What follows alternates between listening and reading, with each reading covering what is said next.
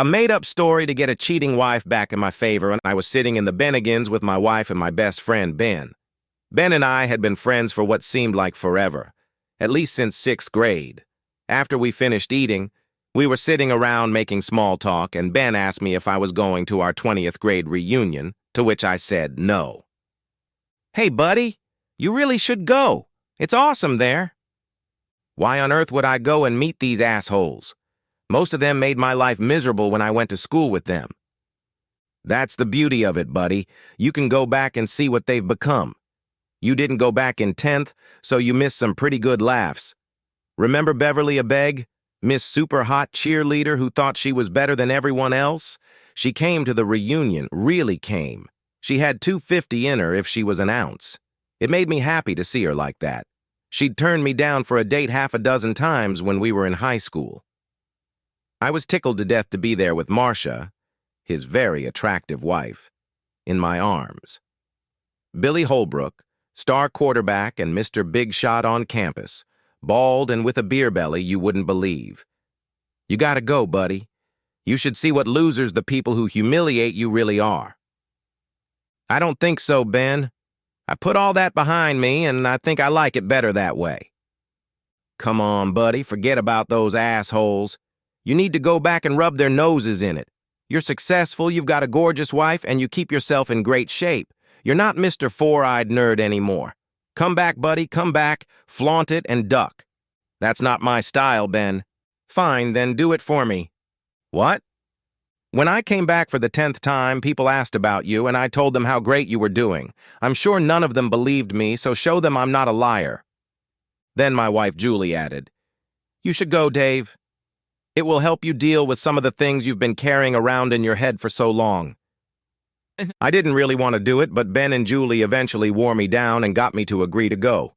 The three of us had planned to drive 200 miles, but at the last minute, Ben's company sent him out of town on business. As Julie and I drove, I thought back to my high school years and remembered how much I hated them. I was a classic example of the kid everyone loves to tease. A bespectacled kid, a little pot-bellied, not interested in sports, an honors student. In short, I was what everyone called a nerd. I was the object of pranks, and girls laughed at me when I asked them out. The only friends I had were my fellow nerds, and of course Ben. All in all, the whole 6th through 12th grade period sucked. Things changed in college. There were more diverse students, and most of the guys were studying, so I wasn't the odd man out. Contact lenses came along, and that put an end to the Coke bottle glasses I wore. I got a girlfriend who was into athletics, and she made me run with her almost every day, which put an end to the chubbiness. Stella and I eventually broke up, but I never stopped running, and it kept me in pretty decent shape. I was definitely not the Dave Wilson that graduated from this school 20 years ago. It was a good thing we were all wearing name tags because I didn't recognize a soul. I began to realize what Ben was trying to tell me about at Bennigan's. Almost all of the girls I was fascinated with in high school looked like matrons, were overweight, wore too much makeup, and I couldn't believe all the dyed hair I saw. I smiled to myself as I remembered how I wished they were mine. Now I was thanking God that none of them had accepted my advances. The guys, with a few exceptions, were about the same. Almost all the jocks were disheveled and looked like fat used car salesmen.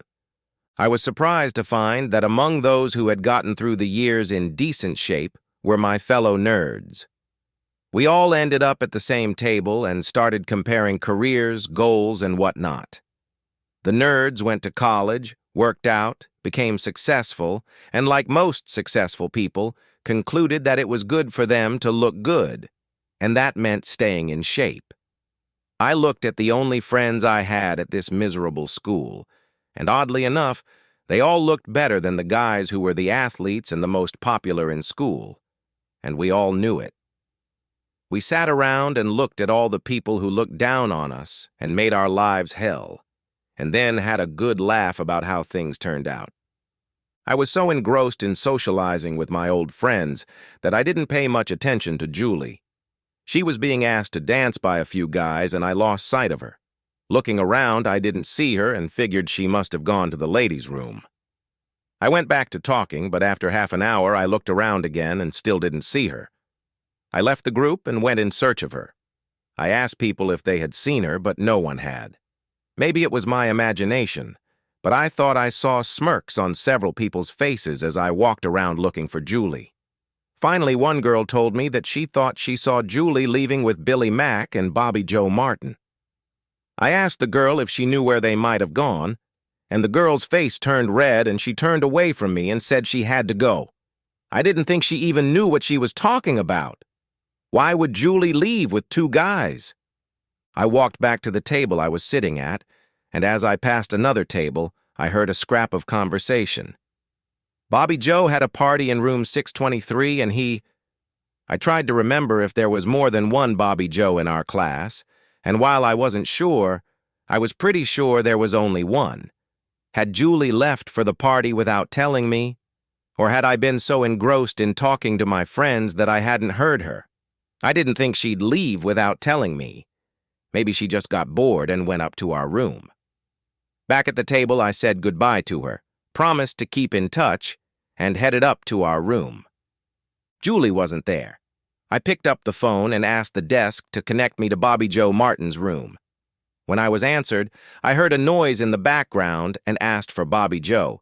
"That's him."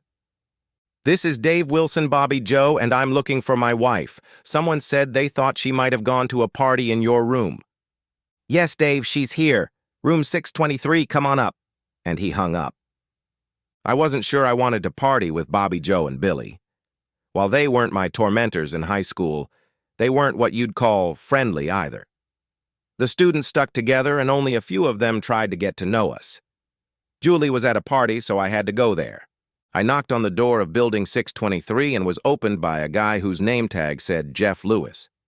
I vaguely remembered him, but I don't think we'd ever socialized before. "Dave, you lucky asshole, come on in."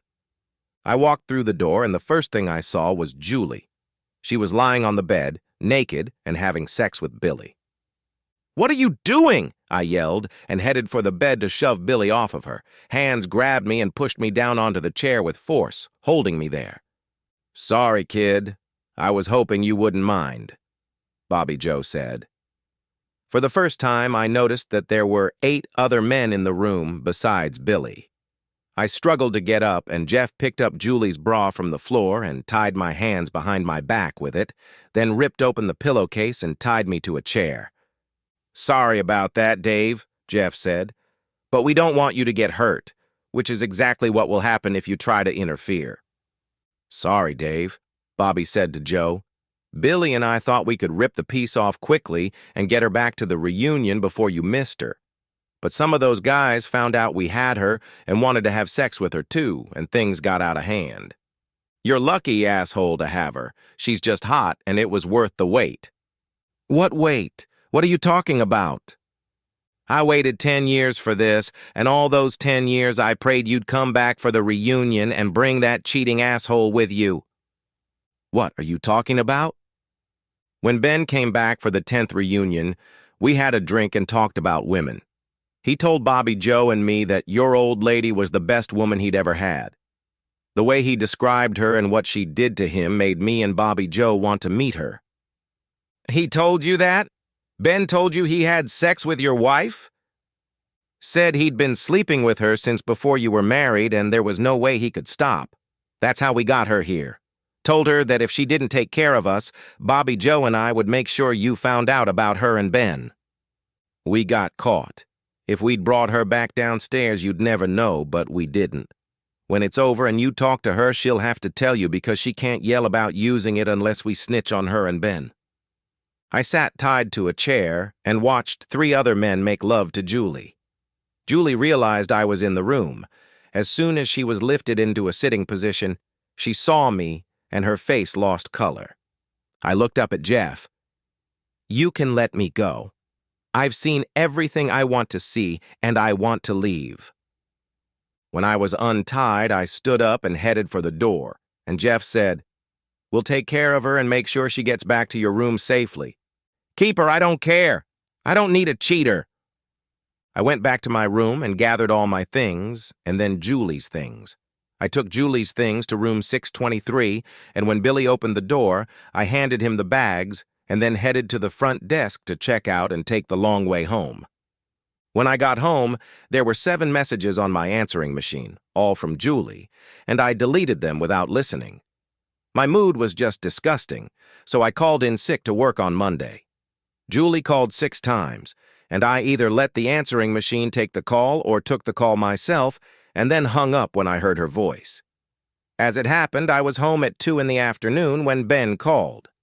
My surprise at being home so early was evident in his voice. "Oh, Dave, what's up, buddy?"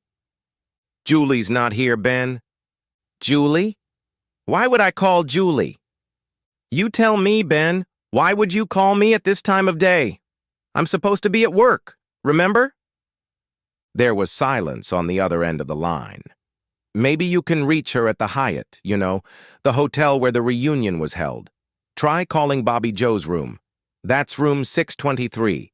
If she's still there, she might be too busy to take your call. Last time I saw her, she was making love to 2 men.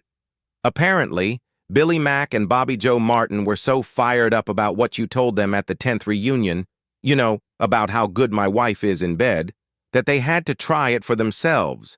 And by the way, Ben, I don't think it would be a good idea for you to let me see you again."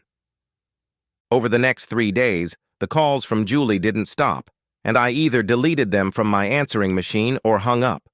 On the 4th day, a registered letter arrived at my office, and when I opened it, I discovered it was from Julie. At first I was going to just throw it away, but then I got curious. No greeting, just, "I was hoping we could talk before I got home, but apparently you're never going to return my calls, which is too bad because we have a lot to talk about. Regardless of what you think of me, know this. You are and always have been the love of my life, and I don't want and never wanted to spend my life with anyone but you. I'll rent a car and be home when you get home from work, and I won't leave the house until we talk." When I pulled up to the house at 6 o'clock that evening, there were 2 cars parked there, one with a rental agency sticker on the window and Ben's car. When I walked in, they were both sitting on the couch waiting for me. Ben stood up and held up his hands. "Hear me out first, Dave, and then you can go ahead and whip my ass if you want. I won't even try to defend myself. But hear me out first." I just stood there staring at him as he continued. "I never had sex with Julie. It's not that I didn't want to, but she was always yours and I never tried. But it's my fault for being human, and I said a lot of things to Billy and Bobby Joe that I shouldn't have. We drank and talked about the girls we chased in high school and who was chasing who. Then we moved on to talking about women we wanted to have sex with, and in order to look like an alpha male in front of them, I lied about Julie and me. That was 10 years ago, Dave. I never thought they'd remember any of that. It was all just bullshit, Dave. I chose Julie to brag about because she was the one woman I loved the most. I would never do anything to intentionally hurt Julie, you know I wouldn't." Finished speaking, he stood there waiting for me to say something.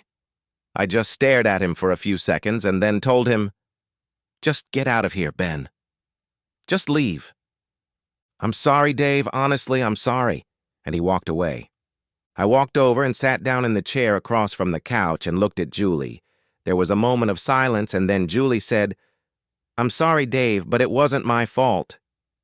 "How is it not your fault, Julie? You went up to the room with them.